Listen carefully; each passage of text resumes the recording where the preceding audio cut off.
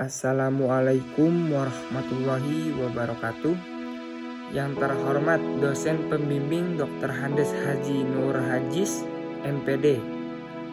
Kami Risya Quratul Bahroroh, Miftahul Huda, dan Ahmad Qolib izin menyampaikan materi yang berjudul Khitoh NU. Khitoh NU. Pengertian Khitoh NU, latar belakang Khitoh NU, dan bentuk-bentuk Khitoh NU. Pengertian Khitoh NU.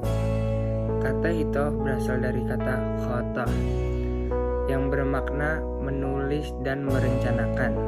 Kata khitohah kemudian bermakna garis dan torikoh atau jalan.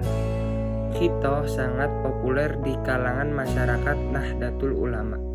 Terlebih pada tahun 1984, pada tahun itu Nahdlatul Ulama menyelenggarakan Muktamar ke-27 yang bertempat di Situbondo dan hasilnya merumuskan garis-garis perjuangan Nahdlatul Ulama yang ada sejak lama ke dalam rumus yang biasa disebut sebagai Khitoh NU.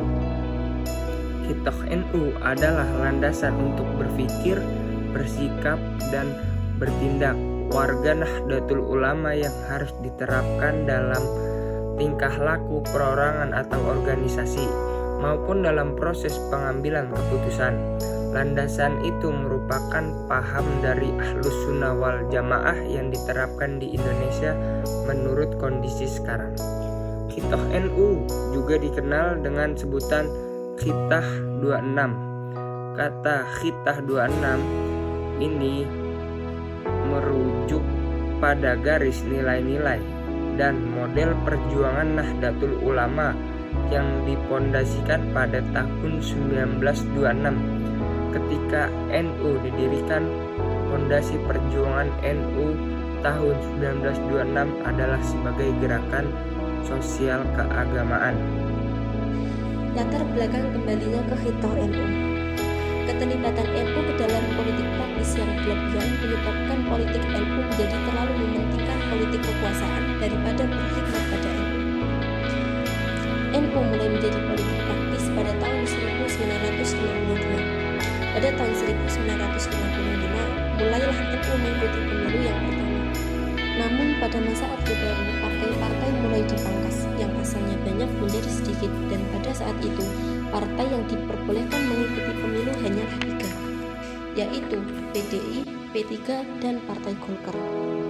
Karena NU masih ingin terjun ke partai politik praktis, akhirnya bergabunglah NU ke P3 pada tanggal 5 Januari tahun 1973. Melihat kondisi seperti ini, para tokoh NU mulai menyuarakan perlunya kembali ke Khitoh NU 26 untuk mengembalikan semangat perjuangan NU sebagaimana awal didirikannya NU, yaitu sebagai organisasi sosial keagamaan.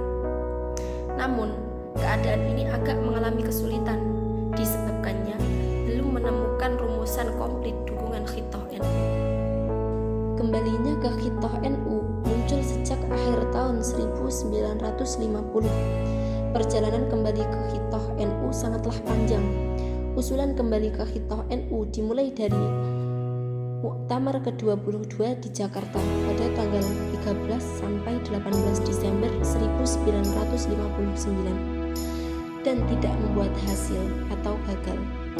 Selanjutnya, Muktamar ke-23 di Solo pada tahun 1960. Di sana, gagasan kembali ke Khitoh NU lagi-lagi belum mendapat respon dan gagal kembali.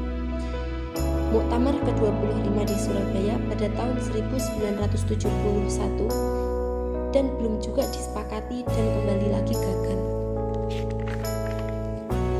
Selanjutnya, Muktamar ke-26 di Semarang pada tanggal 5 sampai 11 Juni 1979. Pada Muktamar ke-26 mulailah mendapat dukungan kembali ke Khitoh NU, tercermin dalam keputusan Muktamar dengan tujuan menyetujui makna seruan kembali ke Khitoh NU, memantapkan usaha internal, dan meneguhkan langkah NU.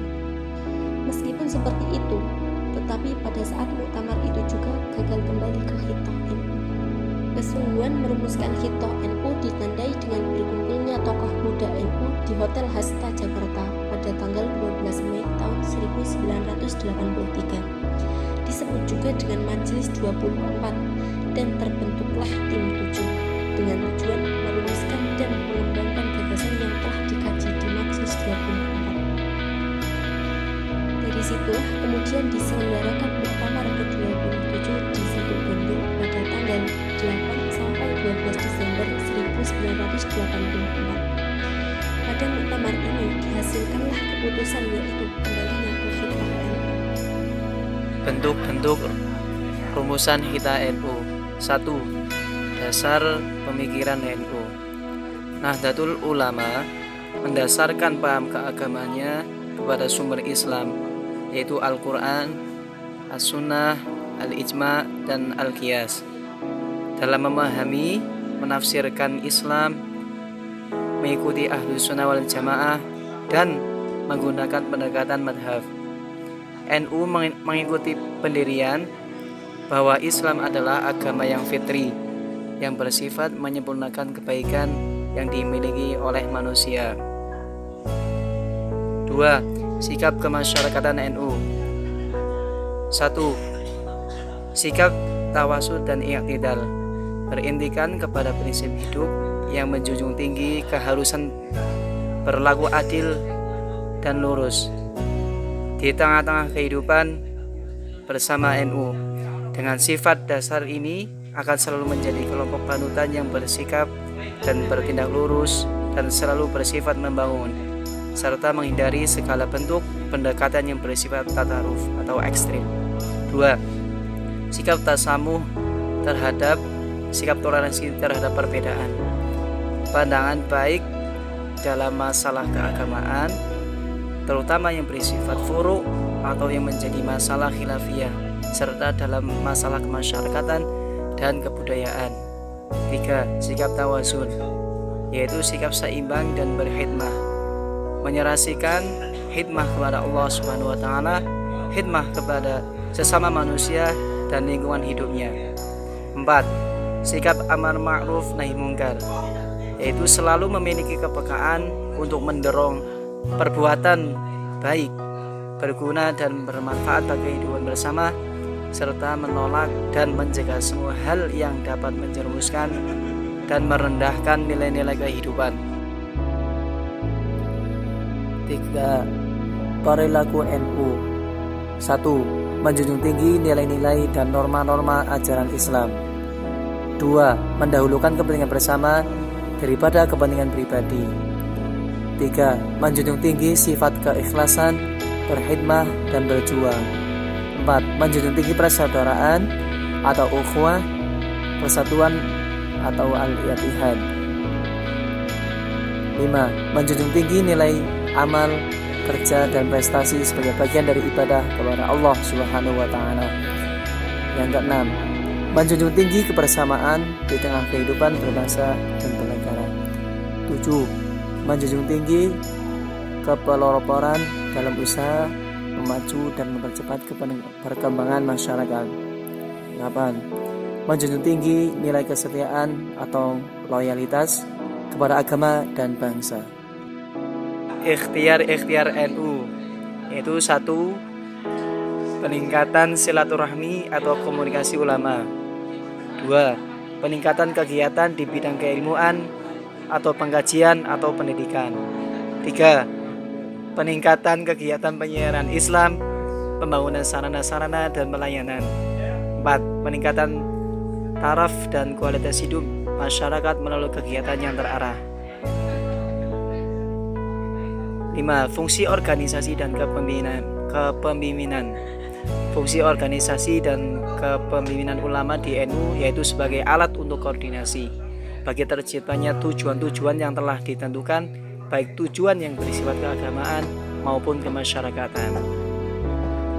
6. NU dan kehidupan berbangsa. NU dan kehidupan berbangsa secara sadar mengambil posisi aktif dalam proses perjuangan mencapai dan mempertahankan kemerdekaan, serta mewujudkan pembangunan menuju masyarakat adil dan makmur yang berdasarkan Pancasila dan Undang-Undang Dasar 1945 yang diridhoi Allah Subhanahu wa taala.